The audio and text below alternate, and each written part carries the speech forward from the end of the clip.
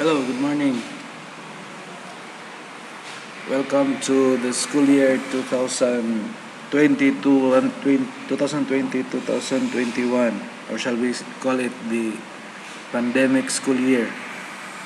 So, I hope you are well upon watching this video.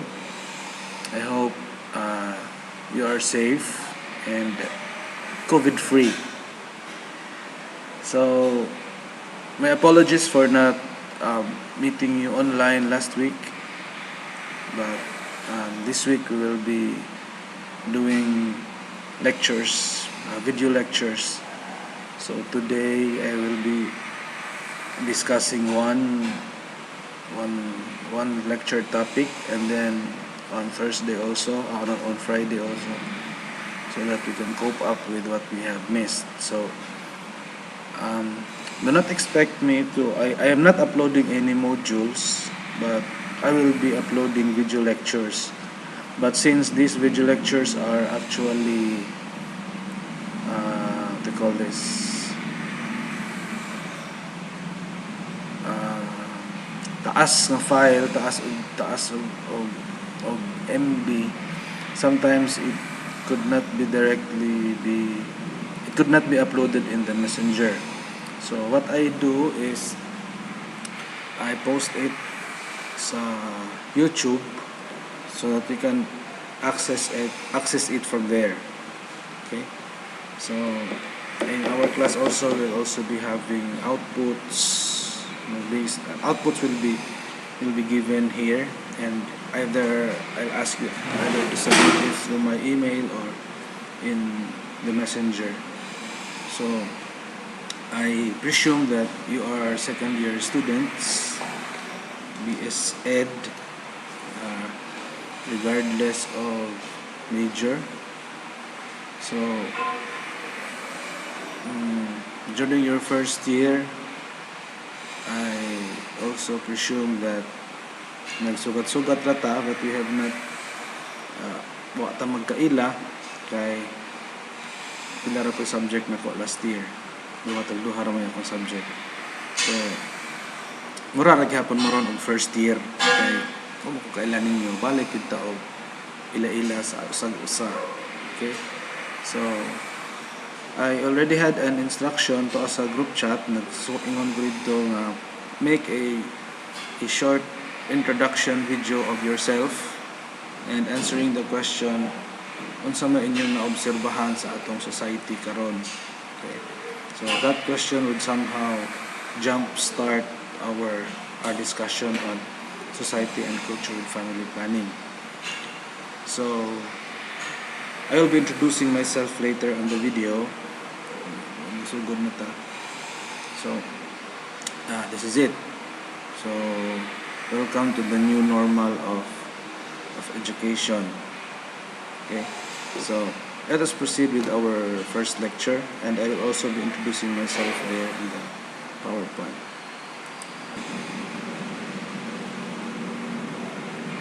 Okay, so our discussion is about society, culture, and family planning, population education. So this PowerPoint is actually the PowerPoint that I uploaded in the messenger is actually the PowerPoint of all our lectures. Giusta na to ngadto. So if you have time, you can also look at the presentations in advance. Since the presentation are all textual, so pwede rin magbasa-basa and additional reference if you want to learn more about the topic. If you want to learn more about the topic na ganahan jud mo makat-on dili tungod kay just because it's part of the curriculum and kutob ra diha inyo ra gusto ra mo makapasar. Pero if you want to learn, ganahan mo makahibaw pa og daghan, it's up to you. You can read more about the topic. Nowadays our source is very very wide. We have the World Wide Web sources. Kita tab sa unsa about the topic. That is if we are interested. Okay. So First of all, I would like to introduce myself very briefly before we proceed with the discussion. I am Max Jody T. Kimilat, as shown in your screen. That is the right spelling. Kaya kasagaran ka na ako ang ngan masayo panagsama Max Judy instead of Max Judy. May uban maguna ang Judy Max. Max Jody Kimilat is the right spelling and arrangement of my name. So currently my designations are I am at the Center for Access to Rural Education, serving as the director of the center, and I am also an instructor 3 under the Social Sciences Department. So among program chair sa Social Science is Iker. Now, my designation as the director for the center limits me to a certain number of units for teaching. That's why I only have 2 subjects every semester. So for this year, I have 1 major subject sa social science, that is the human geography, and this class on society, culture, and family planning. So educational wise, I am a PhD anthropology candidate from the University of San Carlos, currently writing my dissertation. I was actually under the scholarship program of CHED. It turns out to be problematic. I graduated MAED in social sciences way back year 2014 in our school, and I also graduated AB Classical major in philosophy from the Sacred Heart Seminary in Palo, Leyte. Now, my major AB Classical, in the curriculum we had 18 units of education, which warranted me to take the licensure examination for teachers. And fortunately, I am also a licensed professional teacher, majoring in values education. So, personal note, I am married from Liloan, Southern Leyte, married to Jessa Kimilat. So, I'm originally from Look, Tomas Opos, but kuan ako, may balhin ako, I'm already in Liloan, Southern Leyte. So, muna siya. Tagaliluan ko. Okay. So, moving forward, our subject, society and culture with family planning, has something to do with the discipline of sociology and anthropology also.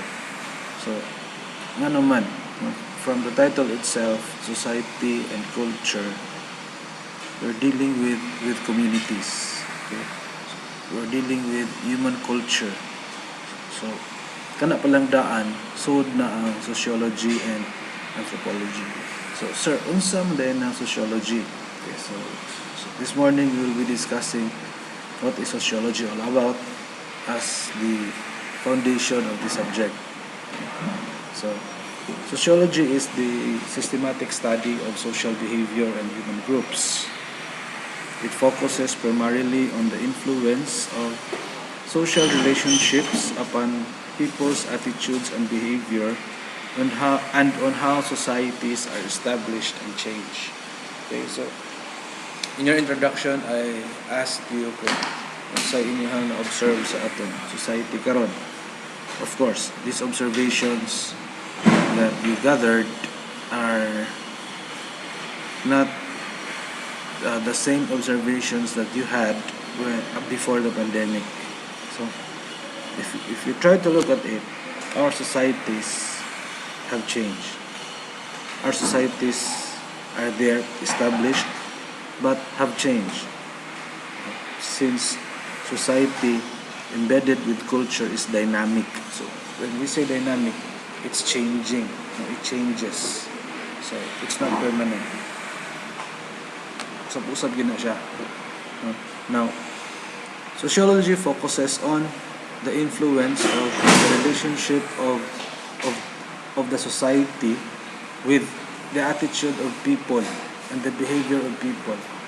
Padulong ngadto sa pagka-establish sa society and sa pagkausab sa society. So if we look at it, sociology looks at the greater view. Mura siya of bird's eye view. So wala ra siya ning focus karon sa tao, but focused on the sociology in a holistic aspect. Dako nga panlantaw. Now, sociology deals with families, gangs, business firms, computer networks, political parties, schools, religions, labor unions, and every groups there is in the society. Now, it is also concerned with love, poverty, conformity, technology, discrimination, illness, alienation of a population and community. Now, anything that is happening in the society. So, as you could see, sociology deals with different groups and what are the underlying principles in these different groups. So, in the second paragraph, naghisgot siya nga deal siya with family as a group, but it also is concerned with love that makes the family, or shall we say it is also concerned with poverty is also a factor in families. Gangs, conformity, you have there, business firms, technology. So these are things that are being discussed in sociology. Now, definition. Now, different authors, different scholars have different definition of sociology. So we have George Simmel. He defines sociology as a subject which studies human interrelationship. So human and the relationship with human with other humans. Max Weber defines sociology as a science which attempts imperative understanding of social actions. So it is a science, it is systematic, who attempts to understand social actions. So dili science that attempts to judge social actions. Sociology is a science which attempts to understand social actions. Why are people acting like this? What are the reasons for these actions? This is according to Max Weber. Sorokin defines sociology as the relationship and correlations between various classes, between the social and non-social aspects of life, and it studies general characteristics common to all classes of society. So, ang relationship between the lain nga klase sa social and non-social aspects of life in the community. So, tanaw nimo from the first niya part kay three-layered mo niyang definition. So, first is various classes, lain-lain nga grupo, lain-lain klase sa tao. Second is unsa nga mga social and non-social aspects of life nga naaani nga mga klase sa tao. And third is what are the general characteristics common to all classes of society. So, gikan sa gamay, ang first layer, sunod ang social and non-social aspects of life as second. Third, nitanaw na siya karon sa lain-lain ng mga society. So, that's according to Sorokin. Now, Ogborn also defines sociology as sociology is concerned with the study of social life and its relations to the factors of culture, natural environment, heredity, and group. Sounds like human geography. So, sociology concerned with the relation of social life, ang tao, human, to factors of culture, to its natural environment, its heredity as a group. Gitanaw na diha. Now that's the definition of Ogborn. Emil Durkheim also defines sociology as the science of collective representation. So, by saying collective representation, sociology does not look at individuals per se, but look at the society as a whole. But mutanaw gyapon sa individuals in relation to the society as a whole, not individuals as individuals themselves. Okay. Next definition is from Bogardus. But sociology may be defined as the study of the ways in which social experiences function in developing, maturing, and repressing human beings through interpersonal stimulations. Now, why do we need to study sociology? And what is the importance of sociology in, in our daily lives? So first, we study sociology because it obtains factual information about our society and different aspects of our social life. So, kinahanglan dahil ang sociology para makita ta sa tinuod nga information, tinuod nga data about sa ato society and different aspects of our social life. Atong kaugalingon in relation to the community. So, sociology actually, if you look at this first objective, will lead us to social awareness. Dili hinuntayon, dili chismosa, but just to be aware of our society, kung ano yan itong society, kung sa mga panghitabo sa atong society. Now, it is part of our responsibility as a member of the society. Now, in understanding that, having the social awareness, makasabot ka sa atong society, and we makasabot po ta og asa ta mo lugar sa ato ang society. Unsay pwede na itong mga buhaton para makatabang sa atong society. It's just like, when you study sociology, you are a step ahead from your neighbors. Ano naman? Because you understand why your neighbors are acting that way towards the society. Another objective is to understand our society and to analyze the social factors causing problems. Ano ko ingon ganina? That when you study sociology, makasabot ta sa atong society o ma-analyze na to ang mga nagkalain-lain nga mga factors na mao'y nakaamong sa problema. And of course, knowing these factors causing problems, it is also through this that we can also look for proper solutions. Third is to learn the application of scientific methodology. Sounds like research na po ni. So, scientific methodology. The term scientific entails a step-by-step systematic process. Na each step is what they call this, founded with facts and scientific data. It's a process. It's an abstraction using critical analysis from the first part to the next part. So, dili ka makaadto sa second stage without undergoing the first stage. As a systematic process. It's actually doing research in sociology. Now, to enhance broad-mindedness and tolerance of the ways of another people.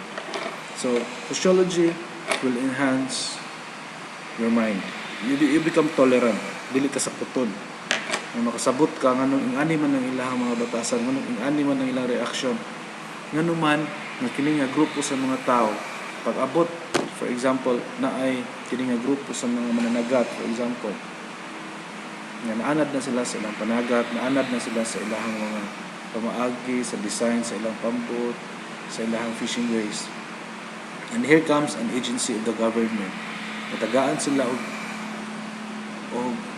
pambot na sukwahi sa ilang andan. Na ang bakit ano mo, then the reaction sa mga fishermen is, ano man na, para asa man na, di mo gamit ana. So kung unsa pa ikaw, di mo sila gitabangan na noon, di na mo gamit. Na if you have this sociological mindset, mo question ka, anong di mo sila mo gamit. So using the scientific methodology, mo ask ka nga tungan ingana man based on your observation also nga ingana man. And then you will realize that this top-down planning gikan sa kining agency, ang pambot di ay nga ilang gigamit, ang pambot nga design is not applicable sa geographical location sa mga farmers din sa ato. Lahi og design.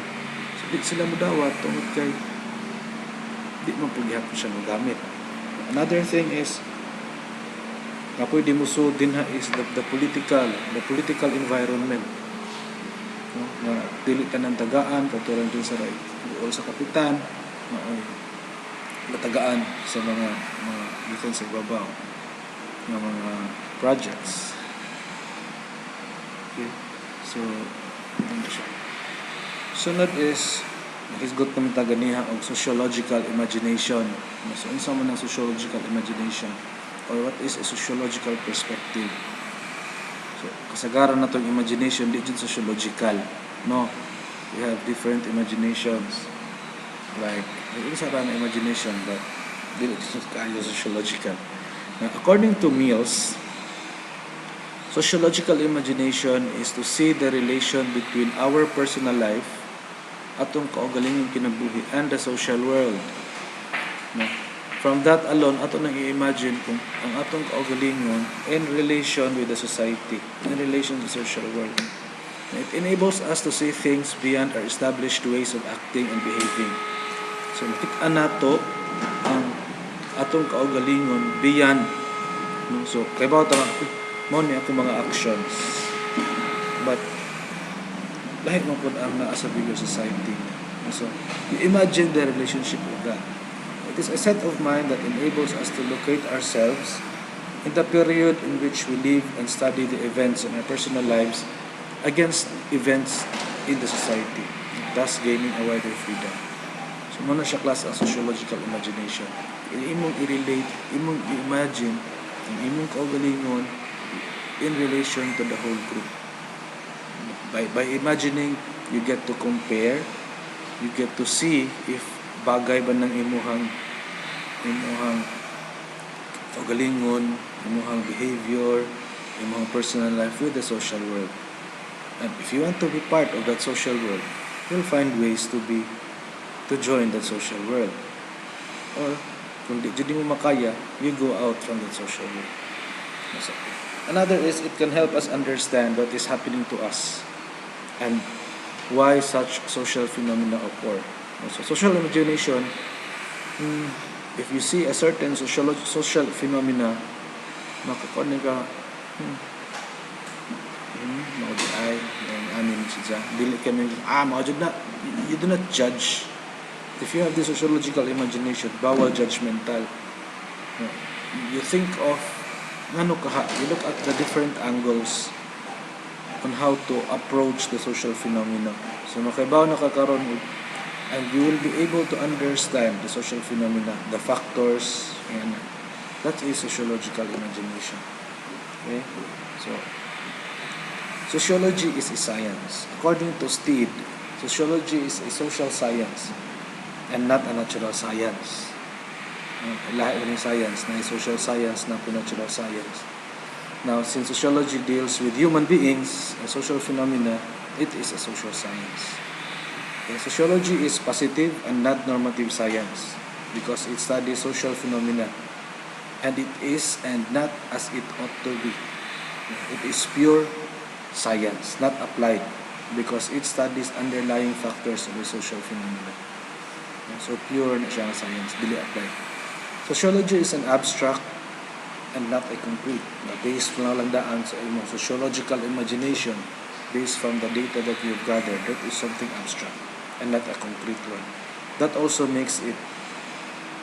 explains why sociology also is pure science and not applied science. It is a science of generalization. Okay, so general, and not that of a particularization, because it studies a social problem in general. Kaya natibukan, you look at it holistically, lain-lain yung aspects without bias, okay, and not in a particular way. It does not study a social phenomena from a specific particular angle, but in sociology, you look at different angles. Now remember, you have politics, you have religion, all these are under sociology. It is an empirical or rational science because it tries to follow logical method of data collection. So empirical and rational because in sociology you just not reach generalization without undergoing the systematic way of data collection. So from this alone makaingon ta, mura magpadong nag-research ng sociology. Yes, of course.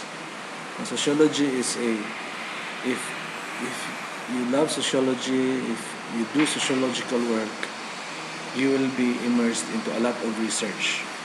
Because in order to gain knowledge in the society, you have to investigate. And in order to to answer your questions, you do research in a systematic way, in a scientific way. Okay?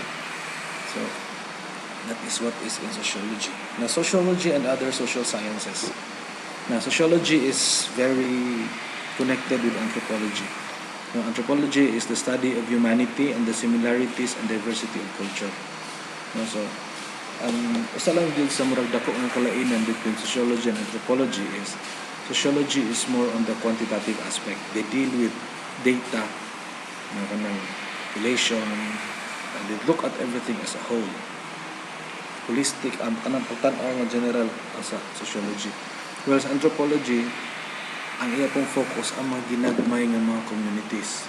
Having in mind that these communities have their different cultures also. Sociology is nga rin, nagsugod sa babaw, looking at the particulars, generalization. Ang anthropology po, di adri nag-focus sa mga gagmay na lain-lain yung mga kultura. Sociology also is related to psychology. It is mainly interested in a wide range of mental, physical, and behavioral processes. It is also related with economics, of course, human activities. It relates with production, consumption, and distribution of services. Because that this is part of human needs. When you speak of human activities, human needs, di may tabo ng economics. Another is political science. Yung pagani ko kanina, the political environment. Sociology is concerned with the history and the theory of government. Because to be able to understand a society, you have to understand it also. You have to learn about the history of the place. You have to learn the government structure of the place. You have to learn the hierarchy of the people in the place. For example, sa unang panahon sa mga Hindu, they have this caste system. You have to understand the caste system in order to understand their society. Of course, sociology is much related to history, the study of past events of human beings. Because you can only understand a society when you know its history. Anong ingani man ang mga reaksyon, anong ingani man ang behavior sa mga tao karon. Then you try to look back at history. Kung sa man ng mga panghitabo dito that leads them to act this way. Or sa famous nato sa Pilipinas, may history repeats itself. Gyapon atong gitanaw ang history. Pero nagbalik-balik na usab ang history because we have not learned from that. So, ano siya class now. Development of sociology in Europe, you have Auguste Comte, di na tamadila nagmaayo. Dito sa Philippines. So, United States. Okay, so in the Philippines, sociology was introduced after the Spanish regime by Father Marin to criminology at UST. Okay. It was followed by American educators Salt and Bartlett, Helfin, and Benitez and Rivera and Macaraig. So these are people who developed sociology in the Philippines. Social science studies made by Western social science on Philippine ethnic groups when sociology and anthropology were merged. Okay, so Otley Bayer also merged in social anthropology. Si Otley Bayer ang nag-merge. And we also have the Philippine Sociological Society. Speaking sa Ateneo o sa UP Diliman o sa Silliman University. Now, the objective of the organization is to encourage knowledge about social behavior, gather data about social problems, train social sciences teachers, and develop cooperation to other countries. Now, nota na mo ano man ni sir nga naang society and culture with family planning, itudlo man sa amo nga dili man ni social science teachers. It is because you have, as teachers, especially if assigned to different rural communities, you have to understand the society. nga musud magkadito dapat kasabot kanila. So you have this, somehow you need to have a sociological imagination before entering the society, entering the community, para nindot po na imong relationship nito. Because how could you teach your students if you do not understand them? Very important. Mga saba kag estudyante o kahibaw ka ng estudyante haday o then ito pinitabang na siya papagpanaga. So you have to understand that in ani day ang lifestyle ani nga lugar nga gi-assignan ko pag tudlok mga mananagat kasagaran ang mga bata mamatag sa iyo kay magpalit og ice, mutabang og baligya. So ikaw as teacher makasabot ka karon nga asa ko musud. Unsaon din nako makuha gyapon nako ang attention sa mga bata nga inisud nila sa klase nga sige ra magpanggigtog. So it's your problem now. It depends on your sociological imagination kung saan na nimo pagsulbad. Okay. So napod tayo Philippine Social Science Council nahimo sa 1968. So theoretical perspectives in sociology. So there are three theories that are discussed here.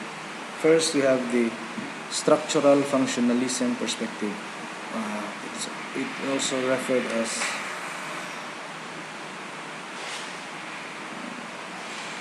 as social system theory, equilibrium theory, or functionalism.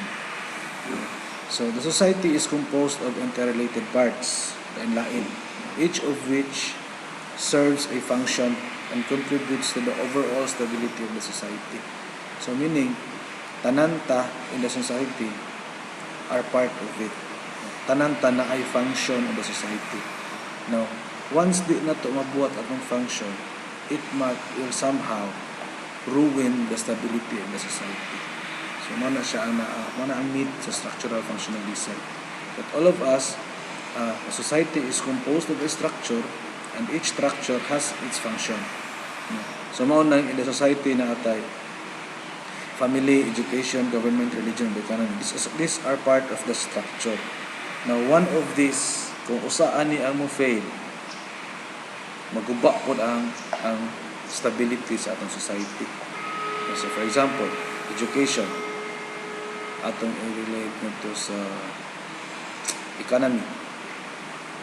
So, sa may tabo karon, kung ang mga bata diha ang mga panudluan, wa jud kwarta, do you think they will wajud naglisod jud di sila gani kaon? Do you think makatarong sila anha sa education? So these are questions na under ni siya sa structural functionalism perspective nga if malfunction gani ang usa ka part sa social system, there is a tendency that the stability of the community will also become unstable. Mao na nga if you become, for example, maayo kayo mga mabot mo, mahimong mayo sa kalaga, you have to maintain balance of these different structures in the community. Okay, para ma-assure nimo nga maayo ang dagan sa inyong pamalakan. Now, that is under the structural functionalism perspective. Another is we have a conflict perspective. From the conflict theory of Karl Marx. So Marx and Weber. So yun sila, a group in society are engaged in continuous power struggle for control of scarce resources. Conflict may take the forms of politics, litigation, negotiations. Now, conflict theories are more concerned of the changes that can bring about after these conflicts. So kung ang mga functionalist theories niganaw sila sa stability sa community based on the balance between these different factors, and conflict theories po ila pong gitan-aw kung unsay mga changes nga mahitabo pagkahuman sa usa ka conflict. So kahuman sa usabay atong mga adaptive systems, complex adaptive systems nga nanggawas after sa conflict. Nagkagubot of course. Mabot ang punto nga magkasabot na sila. So, nagkasabot nila, they will sit down, naghimo na sila karon og mga malaot, unsaon na di na to mautro. These are things nga naa sa conflict perspective. So, ningon sila nila nga the stability of the society depends on the changes na nahitabo after several conflicts. Another is we have the symbolic interaction perspective. Symbolic interaction perspective, it focuses on the communication aspects or language that enables the individual to develop a personal identity within a society with members having scripted status and roles. It involves the individuals in the society, their definitions or perceptions of situations. So, nagdepende ni siya karon sa individuals at a symbolic level. So, ang gitanaw din ni ang communication aspect or language na makahimo sa personal identity that would develop your personal identity in relation to the society. So, with members having scripted statuses and roles. So, scripted statuses and roles. So, tama tayo mga scripted status, for example. Ikaw may kapitan din ha, kinahanglan mo dyan na i-protect na imong status as the kapitan. You should pumbuhaton ang mga roles na naan nimo as kapitan. So, the interaction of this also, statuses and roles, also defines the stability of this community. Now, these are the three theoretical perspectives that we will be focusing in society and culture and family planning. Kung aware na mo aning tulo, mas makasabot na mo ron, you look at your individual communities. Okay? So, next meeting class, next lecture, I will be dealing also with sociological inquiry. Okay, so, later na ko maghatag og output after aning duha ka lecture. Okay? So pagkakaroon, if you have questions about this, just post it in our group chat and I will be taking it down and we'll be answering it in the next video lecture. Okay? So, thank you and good morning.